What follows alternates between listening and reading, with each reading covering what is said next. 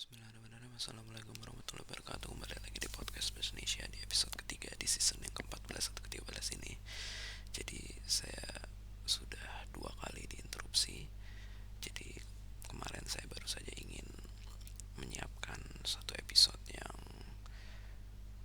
untuk pertama kalinya saya setelah tidak menyiapkan topiknya terlebih dahulu, baik itu sebuah artikel yang saya tulis sudah cukup lama di blog utama saya ataupun yang baru saja saya tulis di aplikasi catatan saya, dan ternyata dari artikel terakhir yang ditulis dalam bahasa Indonesia itu kemudian saya mencoba untuk menuliskan artikel dalam berbagai bahasa, meskipun pada dasarnya saya tidak tahu apakah hal tersebut itu berpengaruh atau tidak dalam hal mesin pencarian di berbagai bahasa di seluruh dunia. Dan semua artikel tersebut pada dasarnya adalah hasil terjemahan dari aplikasi terjemahan yang tentunya cukup populer, dan saya tidak tahu apakah terjemahan tersebut benar atau tidak karena saya coba terjemahkan dari bahasa Indonesia yang tentunya tidak bisa saya validasi apakah hal tersebut benar atau tidak. Jadi ya seperti itulah. Dan karena memang pada dasarnya saya menuliskan artikel tersebut aslinya dalam bahasa Indonesia di aplikasi catatan saya, jadi saya coba bacakan. Jadi ini pada dasarnya masih cukup berhubungan dengan apa yang saya tulis kurang lebih mungkin lebih dari 3 tahun yang lalu. Jadi saat masih cukup di awal pandemi, jadi saya mencoba untuk menyajikan artikel yang sedikit berbeda, meskipun pada dasarnya itu hanya terdiri dari 5 buah artikel yang pertama ditulis dalam bahasa Korea, kemudian dalam bahasa Cina, kemudian dalam bahasa Arab, bahasa Thailand, dan terakhir adalah bahasa Rusia. Alasan saya memilih ke 5 bahasa tersebut adalah karena semua bahasa ini tentunya tidak berupa alfabet. Jadi saya tidak tahu apakah hal tersebut akan membuat saya dapat diterjemahkan ke dalam berbagai jenis huruf di dunia ini ataupun tidak. Tapi ya saya hanya membuat sampai 5 kali, dan akhirnya saya hanya membuat kembali ke bahasa Inggris yang tentunya merupakan bahasa yang paling banyak digunakan oleh orang di dunia ini. Namun ya tetap saja itu merupakan hal yang sulit dalam hal algoritma mesin pencari, karena memang pada dasarnya semakin banyak bahasa tersebut digunakan, semakin banyak pula orang membuat konten dalam bahasa tersebut. Jadi ya seperti itulah. Jadi ya untuk judulnya saya juga tidak menuliskan secara detail, jadi langsung saya coba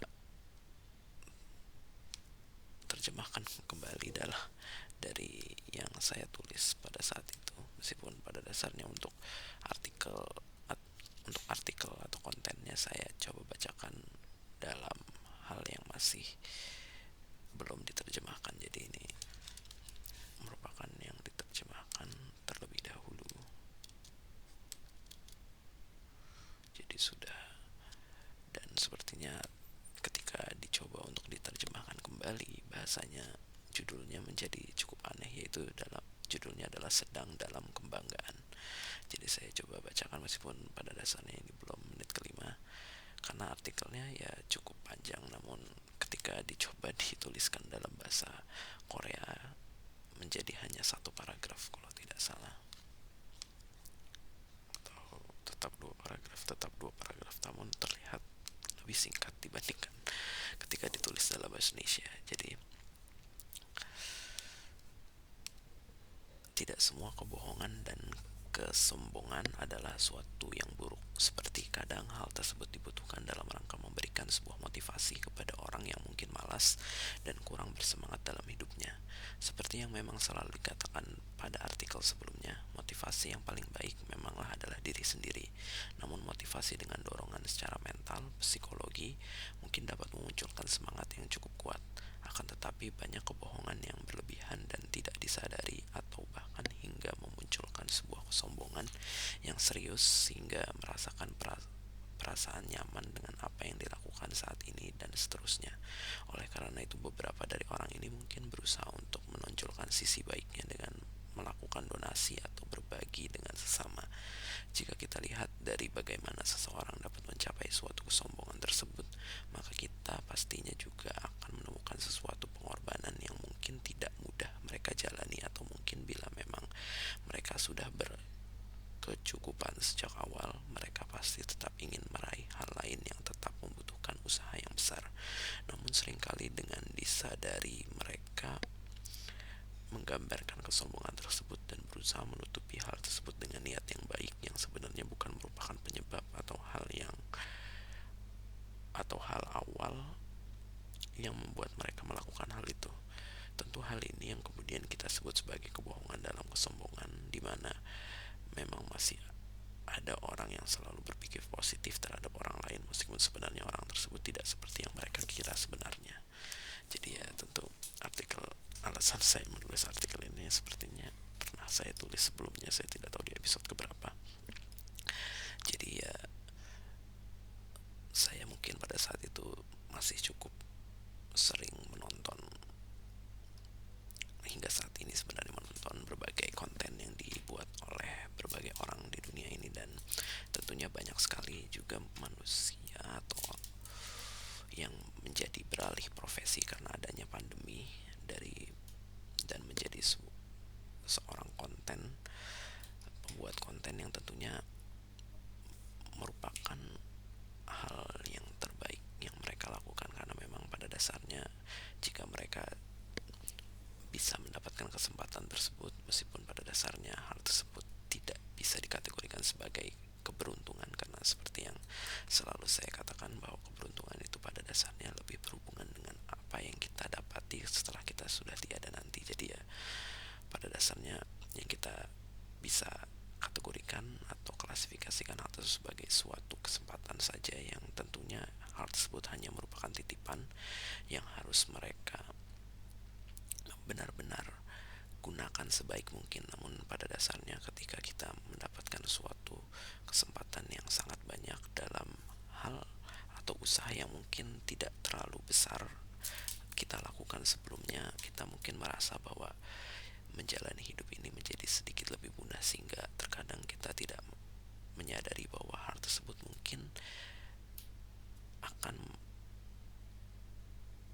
menghasilkan anggapan yang buruk bagi sebagian orang yang tentunya saat ini masih terus berjuang menjalani hidup mereka yang tentunya jauh dari sebuah kesempatan hal tersebut, meskipun kita tidak ada yang mengetahui bahwa apakah mereka sebenarnya orang yang beruntung ataupun pada dasarnya mereka memang merupakan orang yang bisa dibilang ya tidak mendapatkan hal yang baik di dunia ini ataupun ketika mereka sudah tiada nanti, karena memang pada dasarnya ada beberapa orang yang mungkin tidak mendapatkan suatu keberuntungan atau suatu kesempatan di dunia ini, tapi mereka juga tidak memanfaatkan hal tersebut sebagai suatu keberuntungan untuk mengejar suatu hal yang lebih abadi ketika mereka sudah tiada. Jadi ya seperti itulah, dan tentunya ya hal ini memang sedikit berbeda dengan apa yang saya coba terjemahkan dalam judulnya. Jadi sepertinya judul yang sebenarnya adalah kebohongan dalam kesombongan, jika saya tidak salah, karena hal tersebut memang cukup aneh atau tidak pernah dikatakan oleh seseorang. Jadi biasanya saya selalu membuat judul yang mungkin pada dasarnya tidak merupakan kata yang runtut untuk menjadi sebuah frase. Jadi meskipun ya karena hal tersebut juga mungkin menjadi salah satu alasan mengapa dalam hal algoritma mesin mencari mungkin hal tersebut juga bukan merupakan hal yang baik, karena memang pada dasarnya tidak ada suatu hal yang mungkin menarik ataupun sebagaimana jika orang membuat suatu konten yang sedikit menggunakan hal yang berlebihan. Jadi ya sekian yang dapat saya sampaikan, kurang lebihnya mohon maaf jika ada salah kata. Wassalamualaikum warahmatullahi wabarakatuh.